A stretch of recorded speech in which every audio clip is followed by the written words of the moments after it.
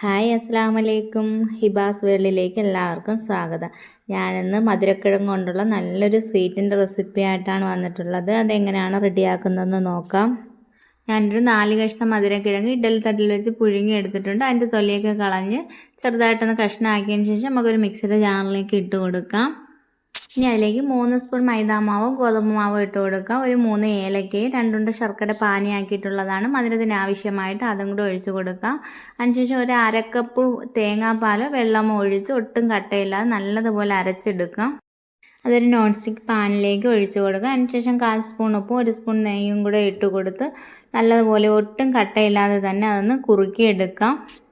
ഞാനതൊന്ന് കുറുക്കിയെടുത്തതിന് ശേഷം ടേസ്റ്റ് ചെയ്ത് നോക്കുമ്പോൾ നല്ല ടേസ്റ്റായിരുന്നു. ചെറിയ മക്കൾക്ക് കുറുക്ക് കുടിക്കുന്ന പരുവത്തിലുള്ള കുട്ടികൾക്ക് ഒരു നേരത്തെ ഫുഡ് ഇങ്ങനെ കൊടുത്താൽ കൊള്ളാമെന്ന് എനിക്ക് തോന്നി. അത്രയ്ക്ക് ടേസ്റ്റായിരുന്നു. ശർക്കരയ്ക്ക് പകരം കരിപ്പൊട്ടിയിട്ട് പശുവും പാലോ ആട്ടും പാലോ ഒക്കെ ഒഴിച്ച് കുറുക്കി കൊടുത്താൽ കൊള്ളാമെന്ന് എനിക്ക് തോന്നി. ആരെങ്കിലും ഇങ്ങനെ കൊടുക്കുന്നുണ്ടോ എന്ന് ചോദിച്ചാൽ എനിക്ക് അറിയത്തില്ല.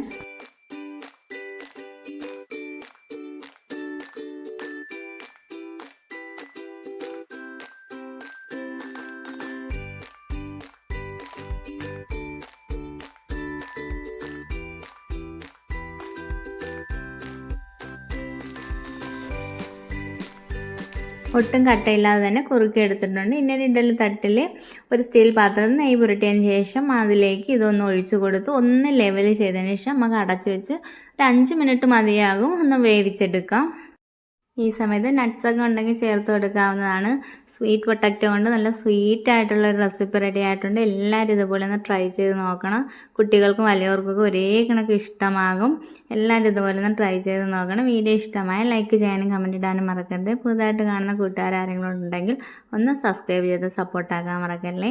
ഞാൻ അടുത്ത വീഡിയോയിൽ വരുന്നവരേക്കും ബൈ. അസ്സലാമു അലൈക്കും.